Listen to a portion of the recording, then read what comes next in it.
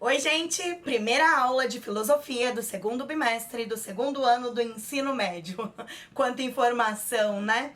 Bom, para começar esse tema, eu segui as recomendações de um amigo formado em filosofia, que não é minha formação fundamental, né? Eu me esforço.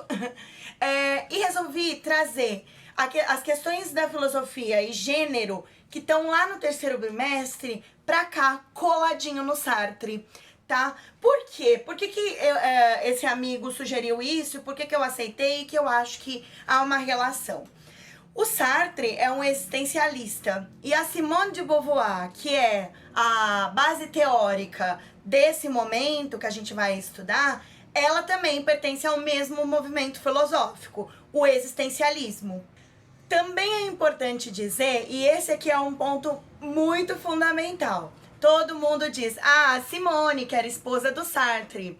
A associação entre Sartre e Simone aqui é uma associação de escola filosófica. Não é uma associação simplesmente porque eles tiveram um relacionamento.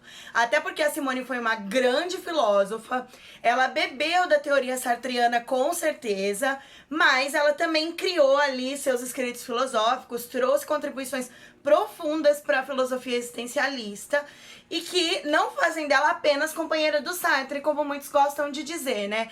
Quem é Simone de Beauvoir? Simone de Beauvoir é a mulher do Sartre. Alô, né, gente? Ela é mais do que isso, ela não é só isso, é muito importante. Até tem a ver com o tema que a gente vai falar aqui, que é filosofia e relações de gênero. Gênero é uma palavra super mal usada atualmente, é uma palavra usada de maneira equivocada, emburrecida. Desculpem, mas aqui é a minha opinião e eu preciso colocá-la, porque as pessoas nem sabem de que se trata as questões de gênero e já dizem aí que, ideologia de gênero, esse negócio de gênero. E eu vou explicar pra vocês então o que é gênero, por que é tão importante falar de Simone e por que Simone foi inclusive interpretada de uma maneira tão errada pelos ignorantes que tiraram ela do seu contexto filosófico, gente que nunca nem estudou filosofia e gosta de pegar um escrito filosófico e falar, entendi tudo isso aqui, vou explicar pra vocês. Enfim, vamos lá. A primeira coisa que a gente tem que entender, então, é o que eu quero dizer quando eu falo sobre gênero. Gênero é a construção social que se fez em cima do sexo. Sexo é o aparato biológico com o qual nós nascemos. Todos nós nascemos caracterizados, né? Nascemos com características biológicas que nos coloca como machos, fêmeas ou intersexuais, tá? Intersexual é o indivíduo que tem essas características ambíguas, ou seja, apresenta a característica do macho e da fêmea, tá? É uma condição genética da intersexualidade. Então nós nascemos dessa maneira, a natureza nos dá dessa maneira. Acontece que, historicamente, foi criado sobre esse nosso corpo maneiras de ser. Então, se você nasce fêmea ou se você nasce macho, ao longo da história, as sociedades deram significados distintos para esses sujeitos naturais, criando comportamentos sobre esses sujeitos que são caracterizados como naturais ao longo da história, né? Então, assim, por exemplo, nasce uma fêmea. Então a fêmea automaticamente vai ser lida como um sujeito mais amoroso, mais cuidadoso, maternal, dócil, obediente, submisso, um sujeito menos racional, mais emotivo. Historicamente se criou sobre a fêmea uma leitura social que deu a ela essas características. E hoje muita gente olha para as mulheres, né, para essas fêmeas, olha socialmente para as mulheres e diz, a mulher é mais dócil, mulher é maternal, mulher sabe cuidar, mulher sabe limpar, mulher é mais paciente, é mais amorosa. Tudo isso, na realidade, é fruto de uma construção social. Até porque, quando a gente aqui nessa aula tá dando essas características sobre ser mulher, a gente tá falando das mulheres brasileiras, ocidentais, com influências eurocêntricas, todas essas questões que faz com que nós sejamos mulher desta maneira, lidas dessa maneira ao longo da história aqui no Brasil e pelos nossos antepassados. Ao passo de que aos homens, né, ao macho foi dado determinados comportamentos que fariam desse sujeito homem, que é a violência, a coragem, a racionalidade, o papel de serem provedores dos lares, cuidadores das mulheres. Isso também não tem a ver com a nossa natureza, tem a ver com uma construção social. E a essa construção social nós chamamos gênero. Então, gênero nada mais é do que o comportamento social atribuído ao sexo. Ou seja, aquilo que entende que a pessoa que nasceu com determinado sexo deve ser, a maneira como ela deve se comportar, as características que ela teria, tá? Nós sabemos hoje que isso não é verdadeiro, que isso é uma leitura histórica e social, é uma criação cultural. Até porque ser homem e ser mulher em diferentes culturas também é uma experiência diferente. A gente tem aí algumas comprovações ou algumas verificações científicas, como as produzidas por Margaret Mead, uma antropóloga norte-americana que se dedicou a sua vida e seus estudos antropológicos em conhecer diferentes comportamentos de gêneros em diferentes sociedades, ou seja, em culturas distintas. E o que ela percebeu é que, por exemplo, a passividade e a doçura feminina não são sempre caracterizadas em todas as sociedades. Há sociedades em que os homens são mais dóceis do que as mulheres, mais submissos, que cuidam da casa e das crianças, enquanto as mulheres assumem os papéis que pra gente aqui na sociedade ocidental, aqui no Brasil, seriam dos homens. Percebe? Então, a gente tem aí uma leitura social atual e do mundo todo que nos prova que a experiência de ser homem e de ser mulher são experiências sociais. Não é negar o biológico, e sim compreender que sobre o biológico criou-se uma estrutura social que nós chamamos de gênero.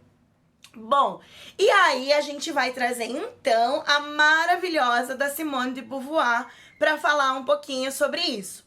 Quem é a Simone? A Simone é uma filósofa que se tornou muito importante nos estudos de gênero, porque no ano de 1949 ela lançou uma obra que se chama O Segundo Sexo. Essa obra é dividida em 2 volumes e ela foi responsável por influenciar a segunda e a terceira onda do movimento feminista e também os estudos de gênero que surgiram aí principalmente a partir dos anos 80, e que no Brasil vai ganhar força depois da década de 90, anos 2000, e que infelizmente é de desconhecimento das pessoas a importância ou que trazem esses estudos de gênero. Metodologicamente, é possível dizer que gênero é uma categoria de análise sobre o desenvolvimento da história, e é a partir dessa diferenciação, é a partir dessa compreensão dessa categoria que a gente consegue entender que ao longo da história, homens e mulheres foram tratados de maneira muito desigual. Tem 2 filósofos que são trazidos ao longo desse capítulo para exemplificar. Um deles é o Rousseau e o outro é o Kant. O Rousseau vai falar que a educação deve ser para todos, mas para as mulheres há um nível de educação. Não é qualquer tipo de educação que deveria ser dado às mulheres. Por quê? Porque a educação que serviria para as mulheres seria a educação que as tornaria boas mulheres, cuidadoras de seus maridos, mulheres dóceis, mulheres submissas, que fossem suficientemente capazes de cuidar dos seus homens. Então, o Rousseau, na sua obra Emílio, que é uma obra em que ele vai falar sobre a questão da educação, ele traz 2 personagens, o Emílio e a Sofia, e ele vai falar como deve ser a educação para cada um desses sujeitos. E quando ele fala sobre a educação Para Sofia, ele dá claramente a entender, né? Ele claramente coloca que para Sofia a educação deveria ser de submissão ao homem, que deveria ser de cuidado, de suporte, de apoio ao homem.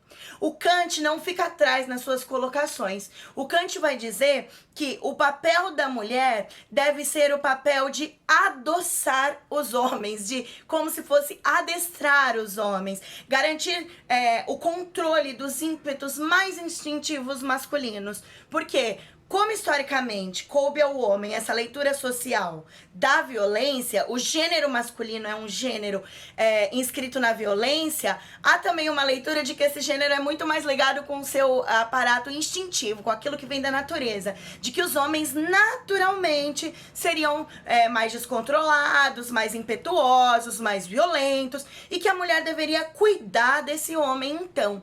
O Rousseau e o Kant estão escrevendo ali já na modernidade, a partir dos princípios do iluminismo e de toda a filosofia que moldou o nosso pensamento atual. Por quê? Porque os filósofos iluministas e tudo que acontece na modernidade é diretamente responsável e ainda tem um peso enorme nas nossas vidas. A Simone vai olhar para esses autores, vai olhar para tantos outros filósofos, inclusive da antiguidade, e vai dizer, olha, isso não tá certo, isso foram leituras sociais, isso é a maneira como nos tornaram mulher, é a maneira como criaram comportamentos que disseram ser femininos, né? A Simone não vai trazer o termo gênero ainda. Ela vai dizer, olha, o comportamento feminino é um comportamento social. E o comportamento masculino também é um comportamento social. Ele foi criado. O termo gênero vai surgir depois. Mas o que ela traz ali é o embrião dessas teorias que vão falar sobre gênero.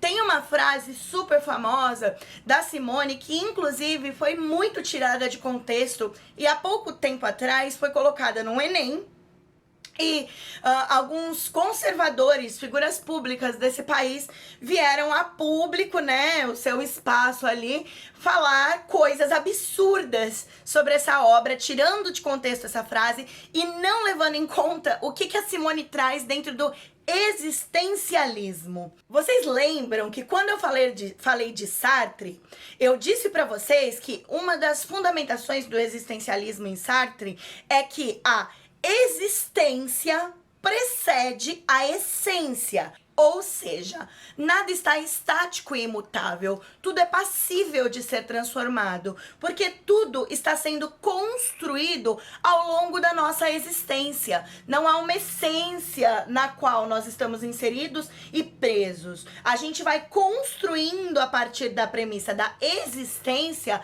aquilo que nós somos. Então não há nada de essencial na gente. A Simone, com sua famosa frase, não se nasce mulher, torna-se mulher, ela tá querendo dizer exatamente isso. Não há uma essência do feminino, não há um comportamento essencial, estático, imutável e que foi dado pela natureza do que é feminino. A gente se torna mulher pela nossa existência, pelas nossas relações sociais. Então aí a gente já entende, dentro da perspectiva do existencialismo, que a Simone não estava falando que qualquer um pode ser o que quiser, de qualquer maneira, que ser mulher e ser homem não existe, como tanta gente aí diz. O que ela está dizendo é que aquilo que nós entendemos por ser mulher e ser homem é parte da existência que nós temos dentro dessa sociedade, nesse tempo histórico, e que já foi muito diferente e provavelmente no futuro será muito diferente. E que também em outras sociedades é diferente. É muito importante pensar nisso. Inclusive na obra, na primeira parte, ela fala muito sobre a questão biológica, justamente para desconstruir aquela leitura que se tem de que a biologia determina ser homem ou ser mulher. Eu não tô falando ser macho e fêmea. Macho e fêmea é que nem as outras espécies. É ter características biológicas. Eu tô falando sobre ser homem ou ser mulher. Gênero. Tô falando sobre a leitura social que se fez sobre esse corpo.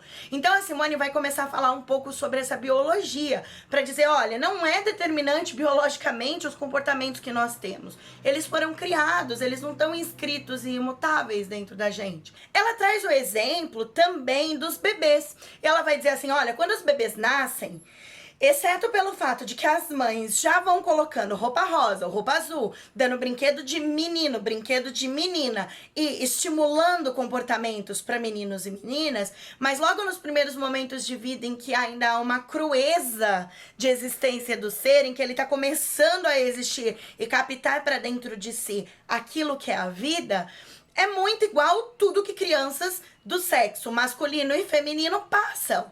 Ou seja, aquilo que depois vai se especializando no que é ser homem e no que é ser mulher, é porque a gente coloca as crianças na experiência do que é ser homem e do que é ser mulher. E aí elas vão ao longo de sua vida existindo dessa maneira e criando comportamentos que muitas vezes a gente fala, ah, mas isso aí é da mulher mesmo, né? Ai, mulher é assim.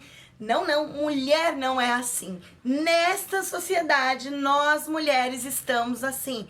Há outras maneiras de ser, há outros comportamentos a ter. E é muito importante entender isso. Por quê? Para nos livrar de amarras sociais que ainda nos colocam de maneira inferior. O exemplo do casamento que eu trouxe lá, Presente Encante, por exemplo, é um exemplo que não morreu. Por quê? Porque a gente tem aí nas redes, inclusive teve uma polêmica de uma Instagramer que foi muito racista, que naturalizou o racismo. Agora, uns dias atrás, eu fui olhar uns outros vídeos dela e tem um vídeo dela que ela naturaliza a inferioridade feminina. E ela vai dizer, por que a mulher tem que ser inferior no casamento? Nós estamos no ano de 2020, conhecemos as questões de gêneros, entendemos.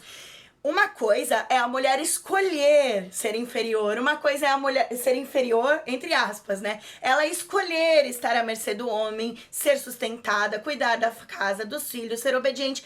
Se ela escolher isso, tá tudo bem, não tem problema. A questão é que essa mulher vai dizer nos seus vídeos que ela tem que ser, que esse é o papel da mulher, que a mulher nasceu para isso, para ser inferior, para ser comandada e dar suporte pro seu homem para que ele mantenha a vida, para que ele mantenha a sociedade funcionando e todas essas questões.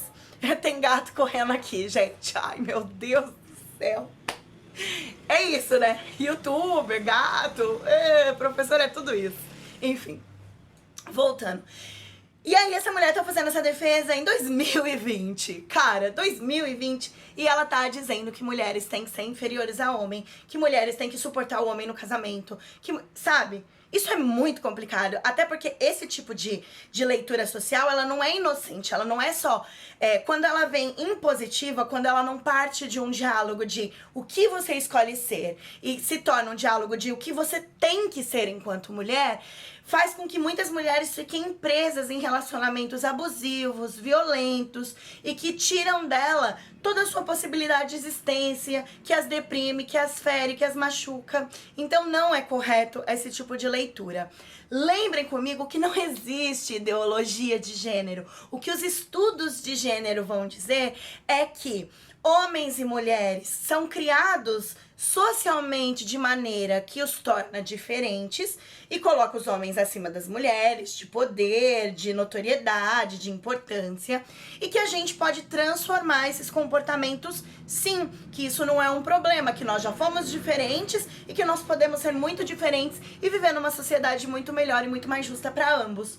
Beleza, pessoal? Espero que vocês tenham curtido. Vocês sabem que eu amo muito as questões de gênero, amo ensinar sobre isso, falar um pouquinho sobre isso, conhecer um pouquinho mais de Simone é muito massa. E eu vou deixar uns exercícios pra vocês sobre a matéria. Valeu!